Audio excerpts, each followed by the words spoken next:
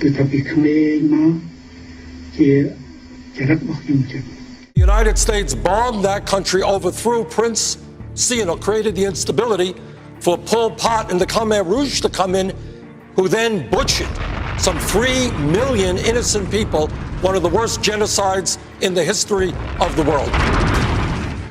Talk of UN peace plans doesn't mean much to these Khmer Rouge soldiers from the 450th Special Forces Unit moving into Cambodia.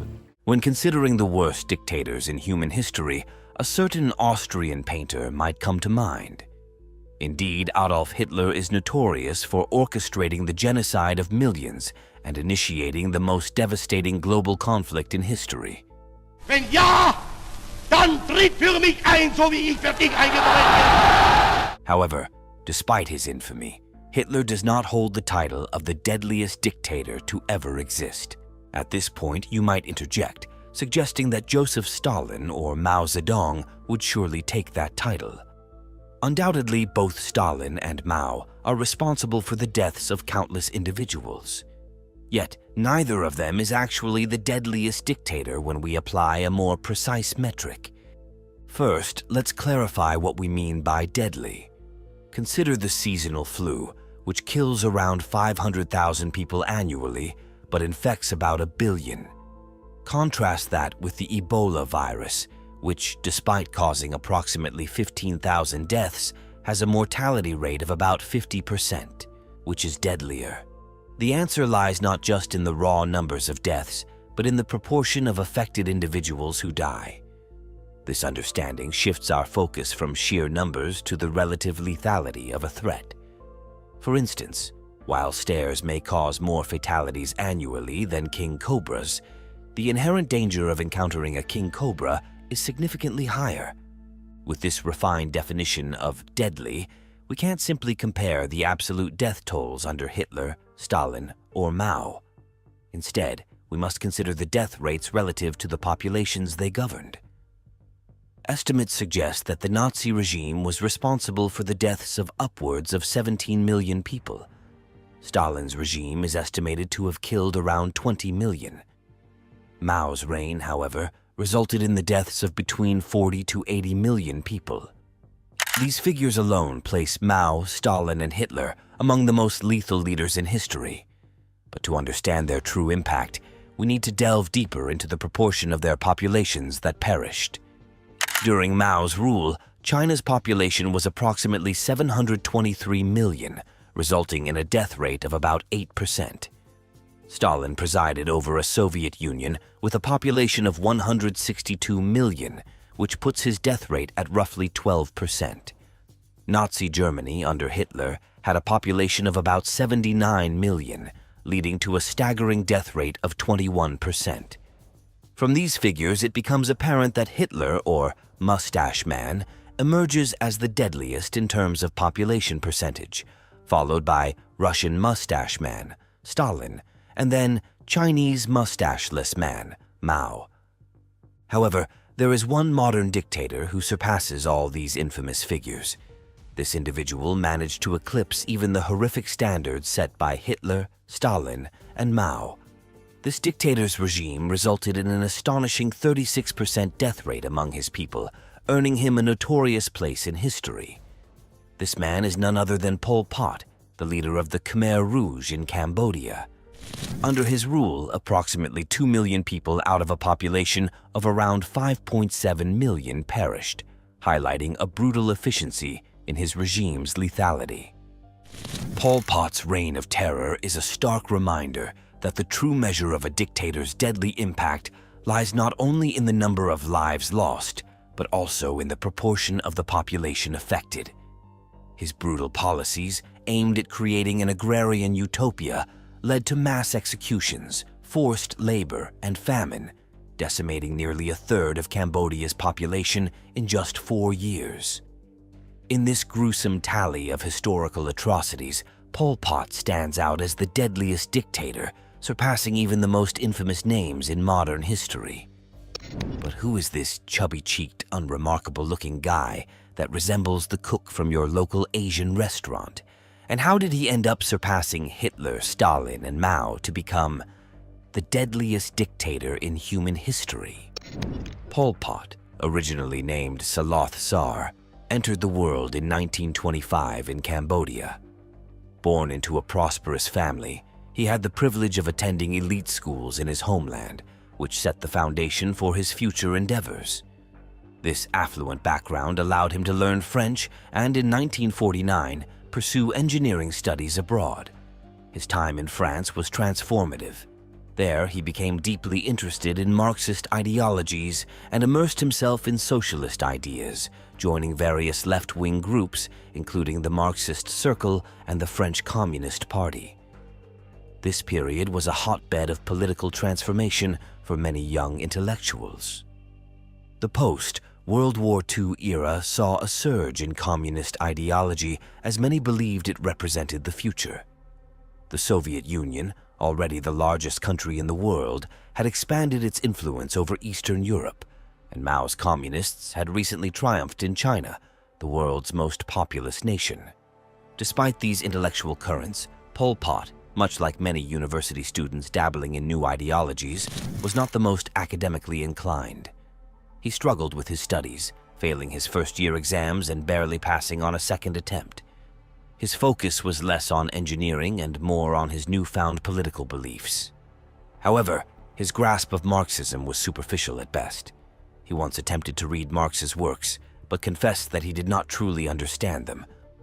So there you have it, Pol Pot, the man who, despite lacking a comprehensive understanding of Marxism, astonishingly orchestrated a regime that resulted in the demise of a staggering number of his fellow citizens, surpassing even the most notorious figures in contemporary history. In Stalin and Mao, Pol Pot found a blueprint for absolute control and radical social transformation. Stalin's Soviet Union had seen the forced collectivization of agriculture, which led to widespread famine and the Great Purge, resulting in millions of deaths.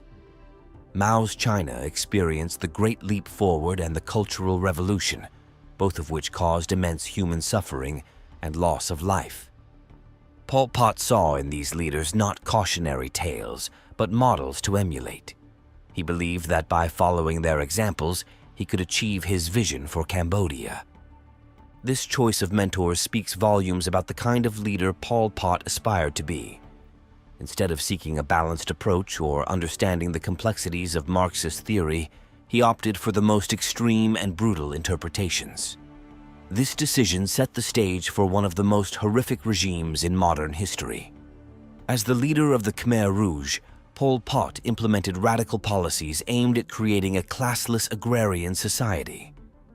These policies led to the Cambodian genocide, where an estimated 2 million people, nearly a quarter of the population, perished through execution, forced labor, starvation, and disease. In retrospect, Pol Pot's rise to infamy can be traced back to his early years, his education, and the misguided influences he chose to follow. His inability to deeply understand Marxism, coupled with his decision to model his regime after Stalin and Mao, sealed the fate of millions. Thus, the unremarkable-looking man who might have been mistaken for a humble cook became a dictator whose name is synonymous with one of the darkest chapters in human history.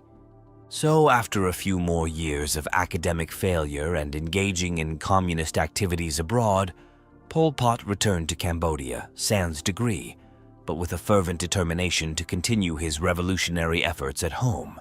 It's crucial to understand the context of Cambodia during this period. The country was embroiled in a significant civil war, having only recently gained independence from French colonial rule in 1953, coinciding with Pol Pot's return. The nation was a battleground of ideologies and power struggles. Amidst this turmoil, Pol Pot rose through the ranks to become the leader of a communist faction known as the Khmer Rouge, or Red Khmer. The political landscape was highly fragmented, with various factions vying for control. In 1970, a right-wing group succeeded in establishing a government with substantial support from the United States. The geopolitical climate further complicated Cambodia's situation. North Vietnam, sharing communist ideals and already entrenched in conflict with the United States, naturally aligned with Pol Pot's Khmer Rouge. This alignment led to North Vietnam's invasion of the American-backed Cambodian government. Consequently, Cambodia was sucked into the broader vortex of the Vietnam War, becoming yet another front in this brutal conflict. The U.S., claiming to target communist forces, launched extensive bombing campaigns in Cambodia. However, these bombings predominantly killed civilians, inadvertently strengthening support for the Khmer Rouge. The civilian casualties fueled anti-American sentiment and drove up recruitment for the communists, swelling their numbers dramatically within a short period. This surge in support was a critical factor that enabled the Khmer Rouge to eventually seize control of Cambodia, setting the stage for Pol Pot's infamous reign of terror. Wait, you mean to tell me that indiscriminately bombing countries only creates more terrorists? Huh. I would have thought the Americans would have learned their lesson from this event and never repeated the same mistakes. Oh boy, was I wrong. Anyways, let's delve deeper into the tragic tale of Cambodia during the rise of the Khmer Rouge. Under the leadership of Pol Pot, the Khmer Rouge gradually gained control over vast swaths of the countryside. Their tactics were ruthless and relentless, slowly chipping away at government forces and gaining territory. Soon enough, the capital city of Phnom Penh stood as the last bastion of resistance. By 1975, Phnom Penh fell, marking the Khmer Rouge's total control over Cambodia. It's crucial to understand that up to this point, Pol Pot had not publicly assumed the name by which he would become infamous. Instead, he operated under a series of pseudonyms, a strategic move to conceal his identity even from his own party members. Names like Brother Number 1, Elder Brother, 87, and Grand Uncle were used to maintain this veil of secrecy. It was only upon securing control over Cambodia that he adopted the public pseudonym Pol Pot, thereby transforming himself into a figure of myth and dread. Before this, Pol Pot was a phantom, known to few and seen by even fewer. This transformation marked the onset of one of the deadliest genocides in modern history. With the Khmer Rouge's victory, a horrifying new chapter began. The regime declared it to be Year Zero, an ominous reset of Cambodian society. Pol Pot's brand of communism aimed to create an agrarian, pre-industrial, self-sufficient, and classless utopia. This vision entailed the complete eradication of capitalist influences, including private property, religion, family structures, money, and even urban centers. The regime sought to erase all remnants of pre-Year Zero history. Books were burned en masse, religious artifacts were destroyed, and numerous buildings, including cultural and historical landmarks, were reduced to rubble. Almost immediately after the Khmer Rouge seized power, they implemented their radical vision with brutal efficiency. Millions were forced to abandon cities and marched to the countryside. These urban dwellers were derogatorily labeled as new people due to their urban background and were treated with suspicion and hostility as enemies of the state. The forced evacuations were ruthless, sparing no one. Children, the elderly, and even patients in hospitals were compelled to leave their beds and march to rural areas under inhumane conditions. Many perished during these forced migrations, including Pol Pot's own brother, highlighting the regime's indiscriminate cruelty. This mass exodus was just the beginning. Once in the countryside, the new people faced grueling conditions. They were subjected to backbreaking labor in collective farms and faced constant surveillance and punishment. The regime's radical policies led to widespread famine, disease, and death. Intellectuals, professionals, and anyone associated with the old regime were systematically targeted and executed. The Khmer Rouge's reign of terror resulted in the deaths of an estimated 1.7 to 2 million people, roughly a quarter of Cambodia's population at the time. The Khmer Rouge's brutal regime left an indelible scar on Cambodia. The trauma of these years continues to affect the nation, with survivors grappling with the memories and the aftermath of the genocide. The international community, initially slow to recognize the extent of the horrors, eventually condemned the regime's actions. Pol Pot, whose real name was Saloth Sar, became one of history's most reviled figures. His attempt to create a utopia resulted in one of the most catastrophic human tragedies of the 20th century. Reflecting on these events, it's evident that the lessons of history are often ignored at great peril. The indiscriminate use of violence, as seen in the bombing campaigns that preceded the rise of the Khmer Rouge, only sows the seeds of further conflict and suffering. Understanding and learning from these historical events is crucial in preventing such atrocities from happening again. In the wake of the Khmer Rouge's brutal regime, a sinister cloud of terror engulfed every facet of Cambodian society. Those hailing from urban landscapes, encompassing a spectrum of professions from esteemed doctors and erudite teachers to skilled engineers and revered clergy, found themselves cast into the abyss of suspicion, branded as the ominous new people. Even the mere semblance of difference, whether it be the donning of spectacles, linguistic proficiency in tongues foreign to the regime's dictums, fair complexion, or affiliation with an ethnic minority, painted targets on their backs. Their fates were grimly sealed, with many meeting their demise through merciless executions, agonizing starvation, or merciless toil in the unforgiving fields.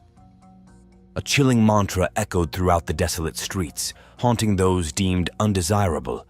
To keep you is no benefit, to destroy you is no loss.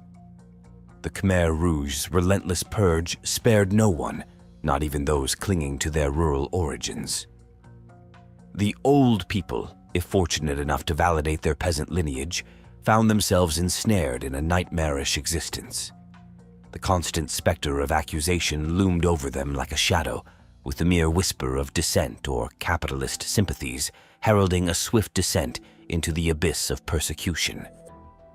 Land, once a source of sustenance and livelihood, was forcibly expropriated by the insatiable maw of the state, leaving peasants shackled to insurmountable harvest quotas under pain of starvation or summary execution.